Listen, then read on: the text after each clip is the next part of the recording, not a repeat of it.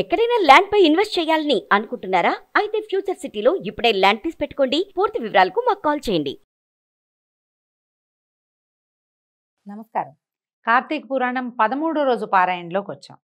వశిష్ఠుడు జనక మహారాజుకి చెప్తున్నారు, ఈ కార్తీక మాసం గొప్పతనం ఎంత చెప్పినా ఇంకా చెప్పవలసింది ఎంతో కొంత ఉంటుంది.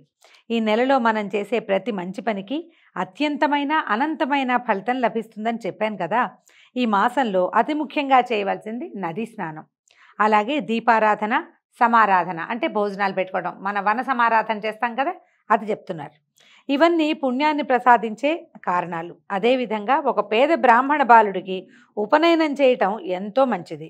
అక్షరాభ్యాసం కూడా మంచి ఫలితాన్ని ఇస్తుందిటండి. ఎవరైనా అక్షరాభ్యాసం చేసుకుంటామంటే వాళ్ళకి ఖర్చు మనం ఇవ్వడం అన్నమాట, అది కూడా చాలా మంచిదట.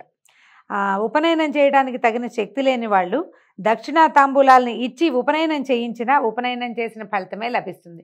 అంటే ఒక హాల్ బుక్ చేయటము, భోజన భాజనాదులన్నీ చూడడము, పురోహితుడికి ఇవ్వడము, అన్నీ ఇదంతా కాకుండా కేవలము ఒక పురోహితుడికి ఇవ్వవలసిన దక్షిణ తాంబూలాదులు ఇచ్చి మిగిలిన ఖర్చులు వాళ్లే పెట్టుకుంటారు ఉపనయనం చేసుకునే వాళ్ళే. అలా చేసినా కూడా మంచి ఫలితం లభిస్తుందట.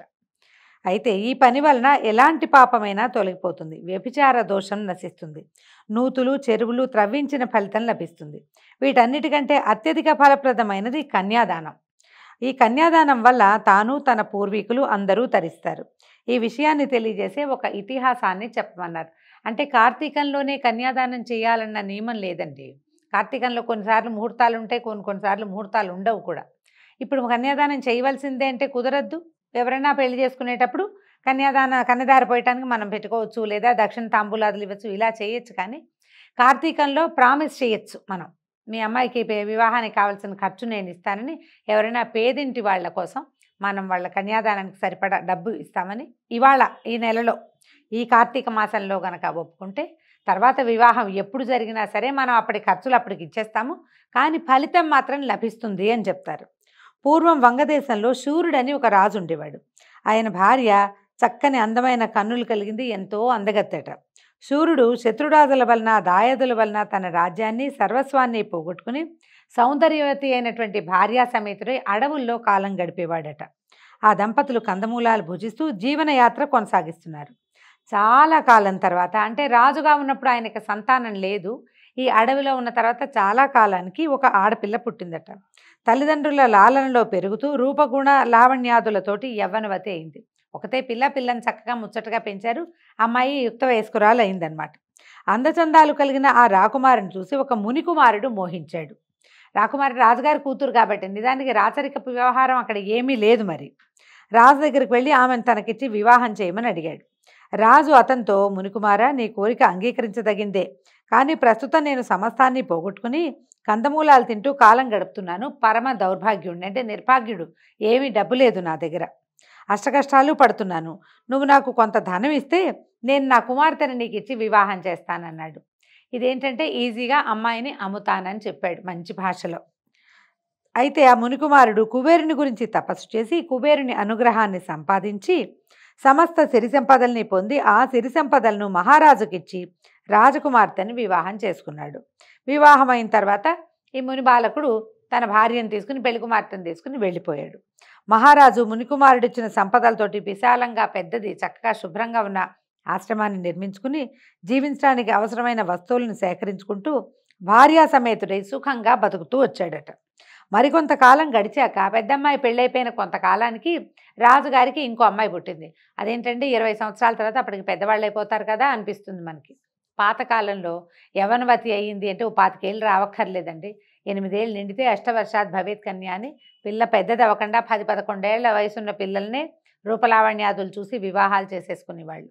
కన్యా వివాహము అంటే పెద్ద పిల్లలు కాకముందు పెళ్లి చేయటమే. 10 సంవత్సరాలు, 8 ఏళ్ల నుంచి 10 లోపల పెళ్లి చేసేసేవారు. 10 ఏళ్ల గ్యాప్ పెద్ద గ్యాప్ కాదు కదా, ఇటీవల కాలంలో కూడా కనపడుతుంది. అయితే ఈ కూతురు పుట్టేసరికల్లా మళ్ళీ కూతురు పుట్టగానే వీళ్ళు చాలా ఆనందించాడు. పెద్ద అమ్మాయి పుట్టింది, ఆ అమ్మాయికి వివాహం చేసాము, బోళ్ళు సంపాదించుకున్నాము. మళ్ళీ ఇంకో అమ్మాయి పుట్టింది, ఇప్పుడు కూడా బోళ్ళంత సంపాదించుకోవచ్చని రాజుగారు సంతోషించాడట. ఆమెను కూడా ఎవరికైనా ఇచ్చి వివాహం చేసి ధనాన్ని సంపాదించుకోవచ్చని భావించాడు. అయితే యతీశ్వరుడు అనే మహర్షి ఒక ఆయన ఆ నర్మదా నదీ స్నానానికి తపతి తీరం నుంచి బయలుదేరాడు. తపతి అనేది ఒక నది, మనకు తెలిసి ఉంటుంది చాలామందికి. సూర్యుని కుమార్తె తపతి.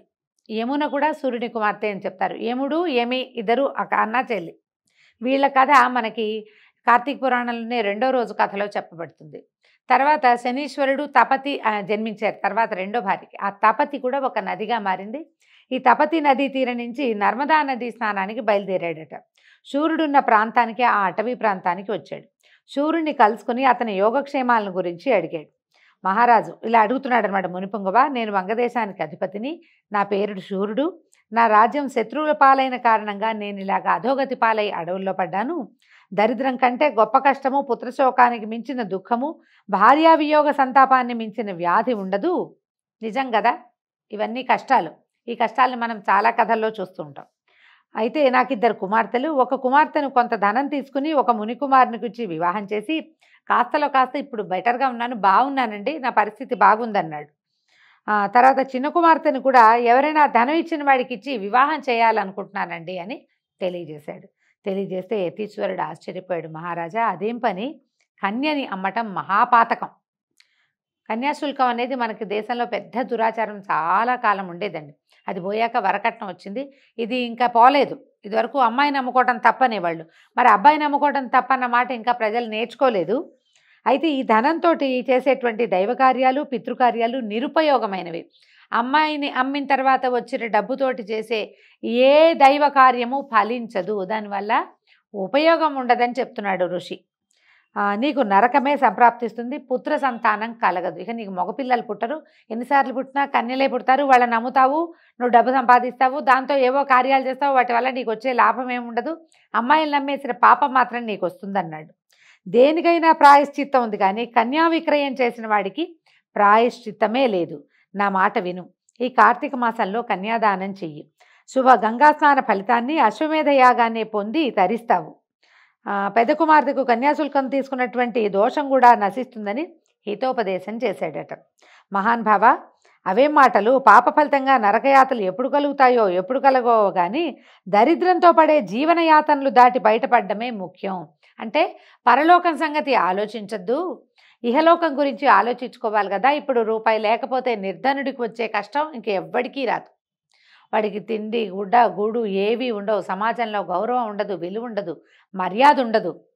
ప్రధానమైంది సుఖ సంతోషాలు అనేవి ఉండవు. నిర్ధనుడు చాలా కష్టపడతాడు. దరిద్రులకు వచ్చే కష్టాలు వాళ్ళే తెలుసుకుంటారు, కానీ మిగిలిన వాళ్ళకి తెలియవు.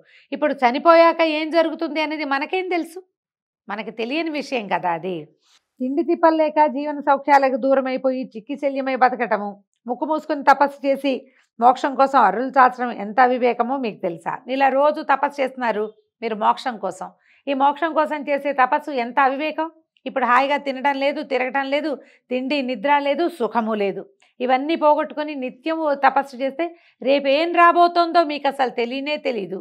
మీకు తెలియని విషయాన్ని మీరు ఆచరిస్తూ నాకు తెలియని విషయాల్ని నాతో చేయించాలని ఎందుకు చూస్తారు అని అడుగుతున్నాడు. ఇది సాధారణంగా మనం ఎదుర్కొనే ప్రశ్న అండి. మరణం తర్వాత ఏం జరుగుతుందో మనకి తెలియనే తెలీదు. స్వర్గమా నరకమా ఏమిటి అనేది తెలీదు. మనం ఇప్పుడే అనుభవిస్తాము అన్న భయం ఉంటే కొంచెం కాస్త ఆగుతాం, మనం తప్పులు చేయకుండా, పొరపాట్లు చేయకుండా. కానీ పరలోకం గురించి భయపడే వాళ్ళు చాలా తక్కువ ఉంటారు. ఎప్పుడూ కూడా అన్ని యుగాల్లోనూ ఇదే పందా ఉంది. మీరు ఏమైనా అనండి, ఎన్నైనా చెప్పండి, నేను నా కుమార్తెను ధనమిచ్చిన వరుడికి ఇచ్చి మాత్రమే వివాహం చేస్తాను అన్నాడు రాజు. మహారాజు ఆలోచన విధానం చూసినటువంటి యతీశ్వరుడు చాలా ఆశ్చర్యపోయాడు. ఈయన రాజుగా ఉంటాన్ని పనికిరాడు, అందుకే ఇతనికి రాజ్యం పోయిందనుకుంటూ మునీశ్వరుడు తన దారిని తను వెళ్ళిపోయాడు. కొంతకాలానికి రాజు శరీరాన్ని వదిలిపెట్టాడు. ఎంతకాలం ఉంటామండి? ఎవరైనా 100, 150, 200 ఉండేవాళ్ళు అప్పట్లో. కొంతకాలం గడిచింది. ఈ కుమార్తెకు వివాహం చేశాడో చేయకుండానో మొత్తానికి మరణించాడు. అయితే అతను నరకానికి వెళ్ళాడు. అక్కడ అనేక విధాలైన చిత్రహింసల్ని అనుభవిస్తున్నాడు. సూర్యుని పూర్వీకుడైన ధర్మనిరతుడైన శృతకీర్తిని సూర్యుడు చేసిన పాప ఫలితంగా స్వర్గం నుంచి నరకానికి తీసుకుపోయారట. శృతకీర్తి అనే ఆయన ఈ సూర్యుడి వంశంలో ఉండేవాడు. ఈయన స్వర్గంలో ఉన్నాడు. శృతకీర్తి చాలా గొప్పవాడు. యుద్ధంలో మరణించి వీరమరణం పొందాడు. అంతకుముందు దానాలు, యజ్ఞయాగాదులు చేసి అనేక ధర్మకార్యాలు నిర్వహించడం వల్ల అతనికి స్వర్గప్రాప్తి వచ్చింది. ఈ స్వర్గప్రాప్తి ఉన్న స్వర్గంలో ఉన్నవాడు హాయిగా ఉంటుంటే సడన్గా ఒకరోజు నీ చిట్టా చెల్లిపోయిందని బయటికి తీసుకొచ్చారు. తీసుకొచ్చి నరకానికి ప్రయాణం చేస్తుంటే ఆయన ఆశ్చర్యపోయాడు. నరకానికి ఎందుకు తీసుకెళ్తున్నారు నన్ను? నేనే పాపకార్యాలు చేయలేదు, ఇంకా నేను స్వర్గంలో ఉండవలసిన సమయం చాలా ఉంది కదా అంటే దానికి ఎంత బాగా చెప్తున్నారో చూడండి. సూర్యుడు నేనేమీ చేయలేదు, వ్రతక్రతు దీక్షలతో దాన ధర్మాలతో బతికంతా గడిపినందువల్ల నాకు స్వర్గలోకవాసం లభించింది, ఉన్నట్టుండి నాకు ఈ నరకయాతన ఎందుకు వస్తోంది అని యమధర్మరాజునే శృతకీర్తి ప్రశ్నించాడట. నువ్వు పరమ పవిత్రమైన వాడివే, కానీ నీ వంశంలో శూరుడనే రాజు రాజ్యభ్రష్టుడై భయంకరమైన కఠినమైన దరిద్రాన్ని అనుభవిస్తూ డబ్బుకి కక్కుర్తుపడి తన కుమార్తెను ఒక మునికుమారుడికి అమ్మేశాడు. అందుచేత అతను చేసిన ఈ దోషం వల్ల నీకు ఈ దుస్థితి కలిగిందని చెప్పాడు. ఈ బాధ నుంచి తప్పించుకునే ఉపాయం ఏదీ లేదా అని శృతకీర్తి యమధర్మరాజును అడిగాడట. అడిగితే, ఓ రాజా, శూరుని భార్యాపుత్రులు నర్మదా నదీ తీరంలో పర్ణకుటీరంలో నివసిస్తున్నారు. శూరుని చిన్న కుమార్తె యుక్త వయస్సులో ఉంది. నా ఆశీర్వాద బలంతో నువ్వు అక్కడికి వెళ్ళి కార్తీక మాసంలో అలంకారపూర్వకంగా అమ్మాయిని కన్యాదానం చేయించు. ఆ పుణ్యం వల్ల నీ దోషం తొలగిపోతుంది, నీకు నరకం నుంచి విముక్తి లభిస్తుంది అని హితవు చెప్పాడు. చెప్పేసరికి శృతకీర్తి వెంటనే యమధర్మరాజు యొక్క ఆశీర్వాద బలంతో నర్మదా నదీ తీరానికి చేరుకుని సూర్యుని ఆశ్రమంలోకి ప్రవేశించాడు. సూర్యుని భార్యకు తమ దుస్థితిని, కన్యాదాన వైభవాన్ని గురించి, కార్తీకంలో కన్యాదానం చేయటం వల్ల కలిగే ఫలితాన్ని గురించి ప్రబోధం చేశాడు. ఆమెకి అర్థమయ్యేలాగా చెప్పాడనమాట. మీ ఆయన చేసిన ఒక పొరపాటు వల్ల స్వర్గంలో ఉన్న ఆయన పూర్వీకుడినైన నేను కూడా నరకంలోకి వెళ్ళవలసి వచ్చిందమ్మా. కాబట్టి ఇప్పుడు అతను ఎంత బాధపడుతున్నాడో, స్వయంగా తప్పు చేసిన వాడు ఇంకా పెద్ద బాధపడతాడు అని చెప్పి అమ్మాయిని కన్యాదానం చేద్దామని ఆవిడని ఒప్పించాడట. ఇప్పుడు అందరూ కలిసి ఏం చేశారు, సూర్యుని రెండో కుమార్తెకి విజ్ఞాని, మంచి అందము ఆకారము కలిగినటువంటి ఒక మునికుమారునికి ఇచ్చి కార్తీక మాసంలో వివాహం చేశారు. అందరూ తరించిపోయారు ఆ వివాహం వల్ల. మొదటి కుమార్తె వివాహానికి తీసుకున్న కన్యాశుల్క దోషం కూడా తొలగిపోయింది. కనుక జనక మహారాజా, కార్తీక మాసంలో కన్యాదానం చేయటం వల్ల వచ్చే ఫలితం ఎంతో గొప్పది. బిడ్డలు లేనందువల్ల కన్యాదానం చేయలేని వారు ఎవరైనా సరే ఏ నిరుపేదకో సహాయపడి కన్యాదానం చేయించినా వరుడి కాళ్ళు కడిగి కన్యాదానం చేసినా కూడా పై ఫలితం లభిస్తుంది.